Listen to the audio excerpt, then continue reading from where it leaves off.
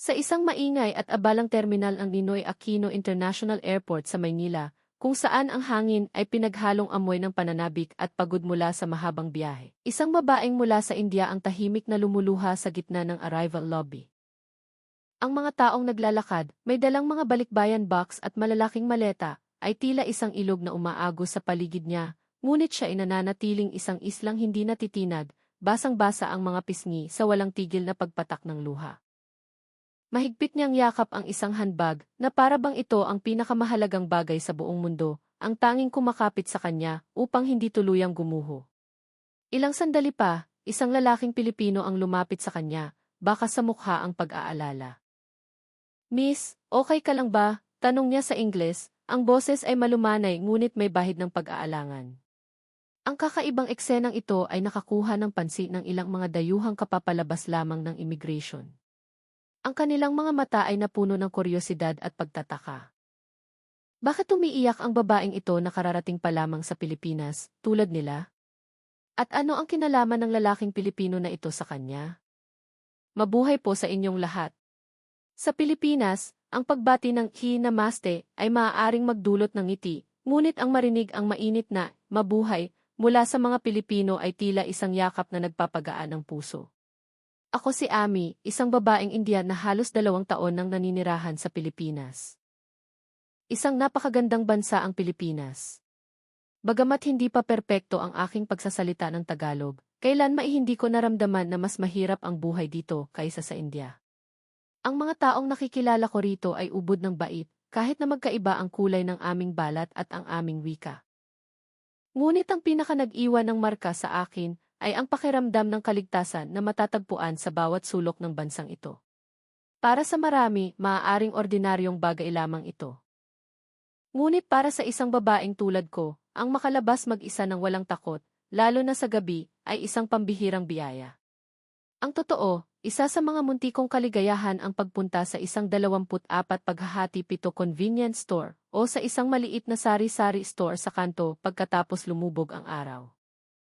Kahit na madalas akong paalalahanan ng aking kasintahan tungkol dito, ito ay isang karanasang hindi ko man lang maisip noong nasa India pa ako. At higit sa lahat, ang kaligayahang dulot ng katotohanang walang sinuman dito ang nagmamalasakit na ako ay mula sa caste ng mga dalit. Alam niyo ba na hanggang ngayon, mayroon pa ring sistema ng caste sa India? Mula sa mga turo ng Hinduismo, ito ay isang sistemang naglilimita sa mga propesyon at iba pang aspekto ng buhay batay sa uri ng lipunan kung saan ka ipinanganak. Bagamat ipinagbabawal na ng batas ang diskriminasyon dahil sa caste system, ang katotohanan ay hindi pa ito tuluyang nawawala. Laganap pa rin ang kaisipan na ang mga nasa mataas na caste ay may karapatang gumamit ng dahas laban sa mga nasa mababang caste upang protektahan ang kanilang karangalan. Maaaring mahirap paniwalaan para sa inyong naninirahan sa isang mapayapa at maunlad na bansa tulad ng Pilipinas, ngunit sa India, madalas pa ring nangyayari ang mga karumal-dumal na krimen na tinatawag na honor killings. Kamakailan lamang, may isang insidente kung saan ang isang anak na babae ng isang pamilya mula sa mataas na caste ay nagtangkang magpakasal sa isang lalaki mula sa pinakamababang caste. Dahil dito, nagalit ang kanyang mga kamag-anak at umabot sa puntong umupa sila ng mga salarin upang saktan ang lalaki. Bukod pa rito, hindi na bago ang mga kaso ng panggagahasa na ang target ay mga babae mula sa pinakamababang caste. At hindi mahirap para sa mga salarin na kadalasan ay nasa mataas na caste na sirain hindi lamang ang dangal kundi pati na rin ang buhay ng biktima para pagtakpan ang kanilang krimen. Ang pinakamababang caste na dumaranas ng ganitong matinding diskriminasyon ay ang dalit, ang caste kung saan ako isinilang. Ngayong narito na ako sa Pilipinas, hindi ko maiwasang makaramdam ng galit at questionin ang diskriminasyon na kahit ang mga ganitong krimen ay tila tinatanggap na lamang. Ngunit ako, na lumaki at nasanay sa ganoong lipunan, ay minsan ding tinanggap na normal lang ang lahat. Isang pangyayari sa aking pamilya ang naging dahilan upang buksan ko ang aking mga mata at questionin ang sistema ng caste sa unang pagkakataon. Hayaan ninyong ibahagi ko sa inyo ang isang piraso ng aking nakaraan noong nasa India pa ako. Ipinanganak ako sa isang mahirap na nayon ng mga magsasaka sa India. Ang aking pamilya ay binubuo ng aking mga magulang at 6 na magkakapatid. Para sa mga Pilipino, ito ay maaaring isang malaking pamilya, ngunit sa aming ngayon, ito ay karaniwan lamang. Tanging ang panganay kong kapatid na lalaki ang nabigyan ng pagkakataong mag-aral sa lungsod. Ako naman, na walang pagkakataong makapag-aral, ay ginugol ang aking kabataan sa pagtulong sa mga gawaing bahay. Minsan, sumasama ako sa aking pamilya upang mamili sa lungsod, at naaalala ko pa na minsan kaming tinanggihan sa isang tindahan at sa isang restoran.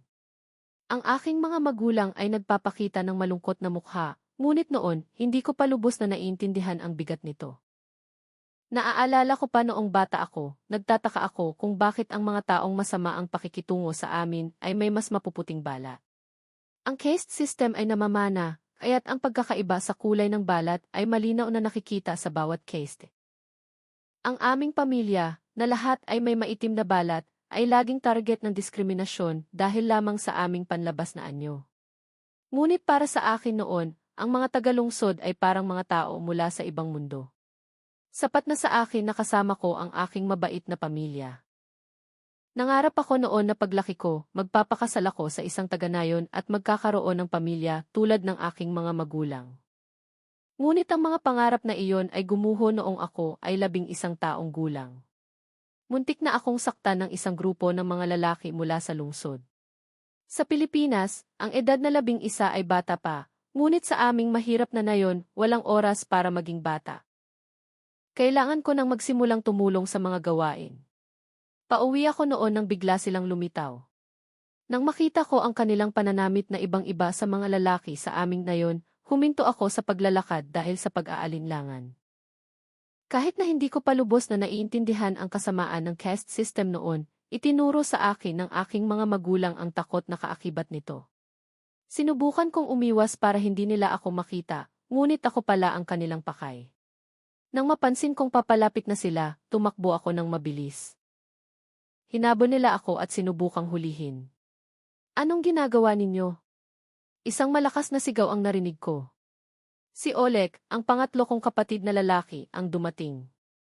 Nagkataong napadaan siya at nakita ang lahat. Si Oleg, na may malakas na pangangatawan dahil sa mabibigat na gawain sa bukid, ay buong tapang na itinaboy ang mga lalaking iyon.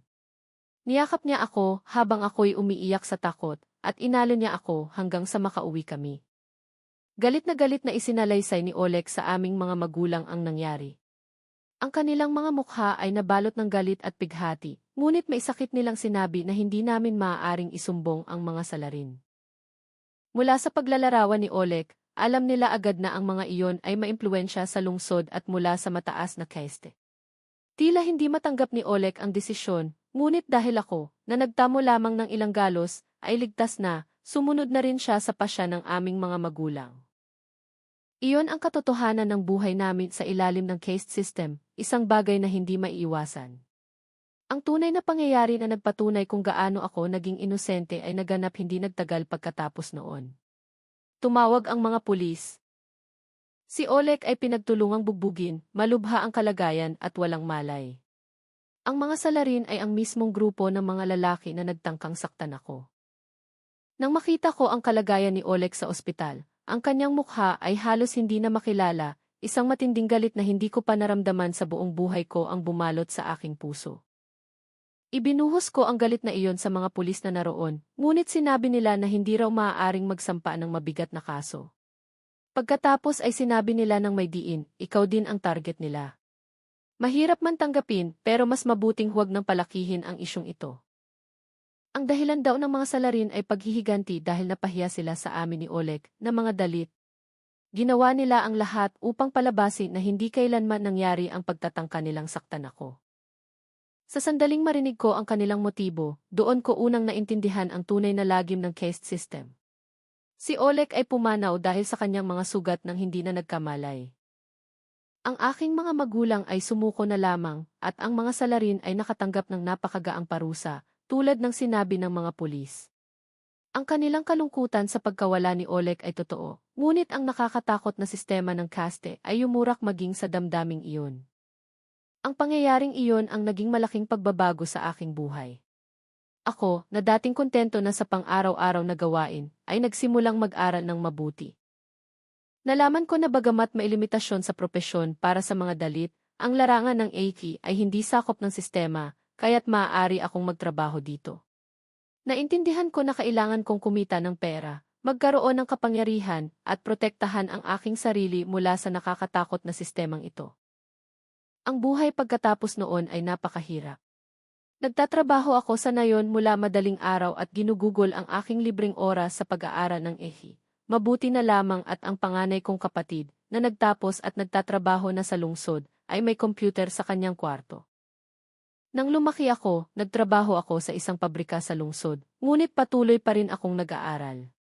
Ang trabaho sa pabrika ay mas mabigat kaysa sa mga gawain sa nayon, at ang diskriminasyon ay mas masakit. Pinapagawa ako ng mga trabahong hindi makatarungan at minsan ay minumolestya ng aking amo. Pakiramdam ko ay laging nasa panganib ang aking buhay dahil iniisip nilang dahil isa akong dalit, maaari nilang gawin ang kahit anong gusto nila sa akin. Ang ganitong diskriminasyon ang lalong nagtulak sa akin na kailangan kong makaalis. Tiniis ko ang lahat, isinakripisyo ang oras ng tulog para lamang makapag-aral. Ang aking pagsisikap ay nagbunga. Sa edad na 20, natanggap ako sa isang Eiki company sa lungsod bilang isang systems engineer. Sa kumpanyang iyon, marami ring empleyado mula sa mababang caste na may katulad kong kapalaran. Kung ikukumpara sa pabrika, mas maluwag ang kapaligiran sa bagong trabaho at mas maganda ang sahod. Sa unang pagkakataon mula nang mawala si Oleg, nakahinga ako ng maluwag. Ngunit ako, na laging may pag-aalinlangan sa lipunang Indian, ay hindi kailanman lubusang nagtiwala kaninuman. Dahil ang kaisipang maliitin ang isang babaeng dalit ay nakatanim sa isipan ng bawat taong ipinanganak at lumaki sa India. Ang pag-uutos sa akin, na wala pang gaanong karanasan, na mag-training sa isang malayong bansa, tulad ng Pilipinas, ay maaaring dahil sa nakatagong diskriminasyon sa kanilang mga puso. Nang matanggap ko ang utos na iyon, ang aking puso ay napuno ng pangamba. Wala akong anumang alam tungkol sa Pilipinas noon. Kahit na sikat ang kulturang Hapon tulad ng anime at mga sa India, wala akong oras para sa mga ganoong bagay. Bukod pa rito, kahit na nakakaintindi ako ng Ingles, wala akong alam sa wikang Tagalog. Paano ako magtatrabaho sa Pilipinas sa ganitong sitwasyon? Wala akong tiwala sa aking sarili. Ngunit gaano man ako mag-alala, hindi ko maaaring suwayin ang utos ng kumpanya. Ginugol ko ang kaunting oras bago ang aking pag-alis sa pag-aaral ng Tagalog at kultura ng Pilipinas. Siyempre, hindi sapat ang mabilisang pag-aaral para lubusan kong maunawaan ang bansa. Nagmadali ako at patuloy na binasa ang isang aklat ng mga pang-araw-araw na pariralang Tagalog kahit sa loob ng eroplano, patungong Pilipinas, hanggang sa sandaling tumuntong ako sa lobby ng airport. Siguro dahil sa sobrang pag-iisip, nagkamali ako agad pagdating ko. Kinuha ko lamang ang aking maleta na naglalaman ng mga gamit sa trabaho at pag-aaral, ngunit naiwan ko sa eroplano ang aking handbag na naglalaman ng mahahalagang bagay tulad ng pasaporte at pera. Nang mapagtanto ko ito, ang aking isipan ay nagblangko. Sa India, ang isang bag na nawala sa iyong paningin ay nangangahulugang ninakaw na. Dahil sa pagkabigla na nawala ang aking pitaka at pasaporte pagdating ko sa Pilipinas, hindi ko nagawang humingi ng tulong sa mga staff ng airport. Ako, napakiramdam ay wala nang tutulong sa akin, mula pa noong insidente ni Oleg, ay naging lubos na mahiyain. Sa gitna ng mga taong papasok sa Pilipinas, nanatili akong nakatayo, walang pag-asa. Ang mga tingin mula sa paligid ay lalong nagpatindi sa aking pagkabalisa. "Are you okay, miss?" May nagsalita sa akin sa Ingles. Nang lumingon ako, nakita ko ang isang lalaking mukhang Pilipino. Agad na nanigas ang aking katawan sa kaba. Bukod sa pagiging mahiyain, takot din ako sa mga lalaki. "Can I help you?" Muling tanong ng lalaki sa malumanay na boses. Naisip ko na iba siya sa mga lalaking nakilala ko. Sa kanyang mga mata na direktang nakatingin sa akin, walang bahid ng paghamak o malisyosong tingin. "I lost the purse and passport," sabi ko sa nanginginig na boses. "This is the first time in another country. I don't know what to do." Tinanong ko siya kung ano ang dapat kong gawin na para bang kumakapit sa isang pag-asa. Tumango siya. "Okay," sabi niya, at tinanong ang ilang impormasyon tungkol sa aking flight bago nagmamadaling umalis. Kahit natakot ako sa mga lalaki, kakaibang pakiramdam ang aking naramdaman nang mawala siya sa aking paningin, isang pakiramdam ng pangungulila. Ang mga tingin mula sa paligid ay tila ng husga at nakakailang. Just wait here for a moment, sabi niya bago umalis. Ang mga sandali bago siya bumalik ay parang isang kawalang hanggan. Bumalik siya na may isang magiliw na ngiti na nagdulot sa akin ng ginhawa. Hindi ko na malayang naglakad na ako papalapit sa kanya. Good news! They found it, sabi niya. Sa likod niya ay isang staff ng airport na may dalang handbag. Inabot niya ito sa akin at sinabing, please check, ma'am. Iyon ang aking bag, ang bag na akala ko'y nawala na at wala ng pag-asang makita. Kumpleto ang laman ng aking bag, pinasalamatan ko ang aking swerte. Nahanap niyo po. Parang isang himala, bulalas ko sa sobrang tuwa. Ang staff ay natural na sumagot, may nag-report po na naiwan, ma'am, at umalis na. Ang lalaking Pilipino ay tumango lamang at sinabing, mabuti naman. Nagtaka ako sa pagkakaiba ng aming reaksyon, ngunit dahil sa ginhawang nalutas ang isang malaking problema, nakaramdam ako ng paggaan sa unang pagkakataon mula nang dumating ako.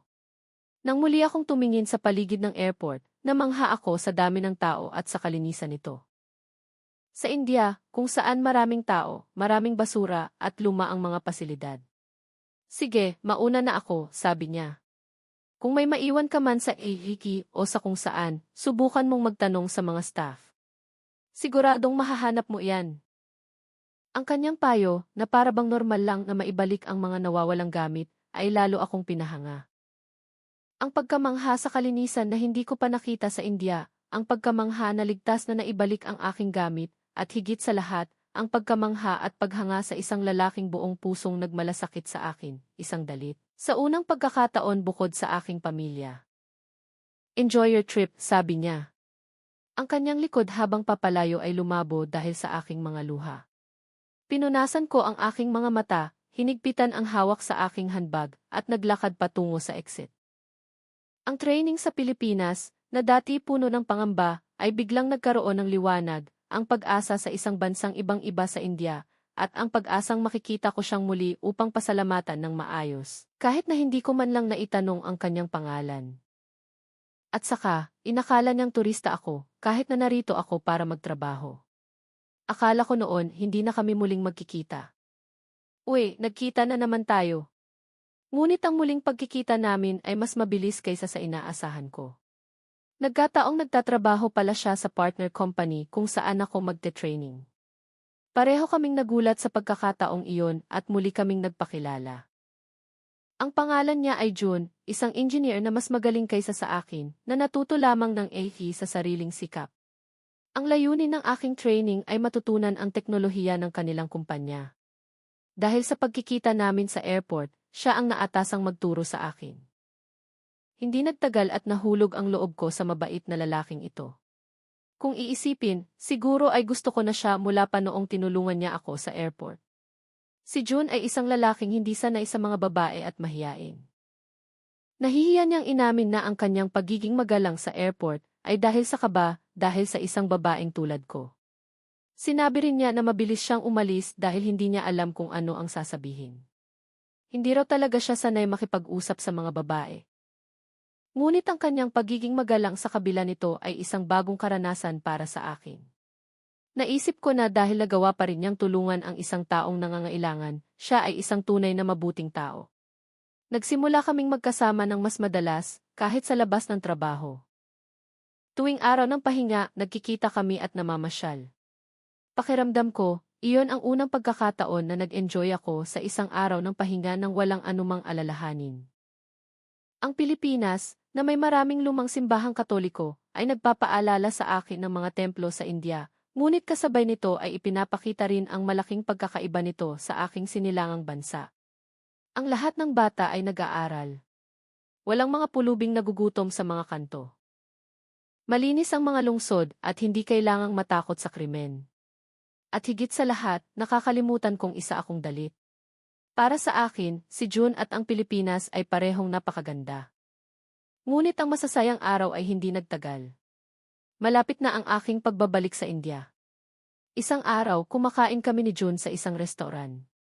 Naging normal na sa amin ang kumain ng kaming dalawa lang, Ngunit dahil doon, ang kalungkutan na malapit na itong matapos ay bumuhos bilang mga luha.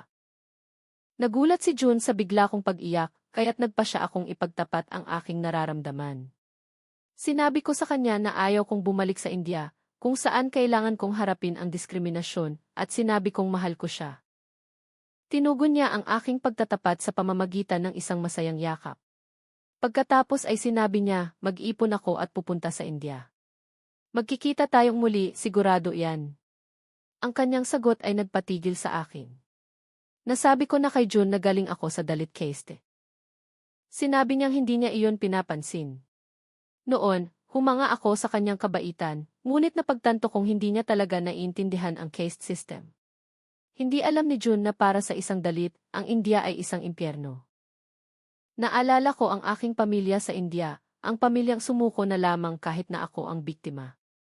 Naisip ko na sa huli, si Oleg lang ang tunay na nagtangkang protektahan ako. Mula sa araw na iyon hanggang sa araw ng aking pag-uwi, sinubukan kong lumayo kay June. Naisip ko na kung mananatili akong malapit sa kanya, hindi ko kakayanin ang sakit ng pagbabalik sa buhay sa India. Dumating ang araw ng pag-uwi. Paalam, sabi ko. Naging masaya ako sa Pilipinas. Itinago ko ang aking nararamdaman para kay June, nagpaalam ng maikli at umalis. Pagbalik ko sa India, bumalik ako sa dati kong buhay. Lumalabas ako ng bahay, nilalampasan ang mga batang pinipilit magtrabaho, binabaliwala ang kahirapan, at nagtatrabaho sa gitna ng takot. Mas malaki na ang kinikita ko, natutunan ko nang hindi mapansin ng mga nasa mataas na caste. Ngunit habang dapat ay namumuhay na ako ayon sa aking pinangarap, ang mga alaala ng buhay sa Pilipinas ay bumabalik. Kapag nakakakita ako ng mga lalaki sa trabaho o sa lungsod, ang magiliw ng ngiti ni June ang pumapasok sa aking isipan. Pasensya na kung pinaghintay kita, Ami. Kung gusto mo, dito na tayo sa Pilipinas manirahan. Pakasalan mo ako. Isang ordinaryong araw, pauwi na ako mula sa trabaho nang biglang lumitaw si June sa aking harapan. Hindi ako makapaniwala sa aking nakikita. Hinawakan ni June ang aking kamay, at ang init nito ang nagsabi sa aking hindi ito isang panaginip. Pagkaalis mo, nag-research ako tungkol sa caste system. Gusto kong malaman kung bakit ka biglang lumayo. Pasensya na, Ami. Wala akong naintindihan. Pagkaalis ko, pinag-aralan ni June kung ano ang ibig sabihin ng pagiging isang Dalit sa lipunang Indian. Noon niya lang naintindihan. Dahil sa pag-aalala, kinausap niya ang kanyang boss at pamilya, humingi ng pangunawa at bumiyahe para sunduin ako. Sasabihin ko ulit, Ami. Pakasalan mo ako. Opo, sagot ko, habang ang mga luha ay muling dumadaloy. Pagdating ni June sa India, dumiretso siya sa bahay ng aking pamilya. Doon, humingi siya ng pahintulot sa aking mga magulang na pakasalan ako. Yumuko rin ako at buong pusong nakiusap. Ang aking sahod, tulad ng sa aking panganay na kapatid, ay hindi maliit para sa isang mahirap na pamilya. Kung mag-aasawa ako at aalis, mawawala ang tulong na iyon at mahihirapan ang aking pamilya. Ngunit sa kabila nito, buong puso kong hinangad na makasama si June sa Pilipinas. Hindi ko na yata kayang mabuhay sa India habang dala ang pangarap na iyon. Plano kong kumbinsihin sila na magtatrabaho ako ng mabuti sa Pilipinas at magpapadala ng mas malaking pera. Ngunit bago pa ako makapagsalita, sumagot ang aking mga magulang kay June, inihahabilin namin sa iyo ang aming anak. Pakiusap, paligayahin mo siya. Sabay silang yumuko kay June nang makita ko iyon, hindi na tumigil ang aking pagluha. Noong araw na namatay si Oleg, sumuko ang aking mga magulang sa sistema, at naramdaman kong pinabayaan nila ako. Akala ko, bukod kay Oleg, kahit ang mga magulang ko ay hindi ako prinotektahan. Ngunit sa araw na iyon, naintindihan ko sa unang pagkakataon na mahal nila ako, at dahil doon, tiniis nila ang sakit ng pagkawala ng isang anak para lamang protektahan ako. Itay, inay, salamat po sa pagprotekta niyo sa akin. Ngayon, nakatira na ako kasama si June sa Pilipinas. Pagkatapos naming ikasal, patuloy akong nagtatrabaho bilang isang systems engineer. Kahit na nagpapadala ako ng pera sa aking pamilya sa India at hindi gaanong maluwag ang aming buhay, masasabi kong masaya ako. Dahil dito sa Pilipinas, mayroon akong mga bagay na hindi ko kailanman natamasa sa India. Isang malinis na lungsod, mababait na tao, kaligtasan na nagbibigay ng kapayapaan ng isip, at isang asawang nagmamahal at umuunawa sa akin. At higit sa lahat, dito sa Pilipinas, ako ay isang tao lamang na nagngangalang Ami. Hindi na ako isang dalit. Ako ay malaya,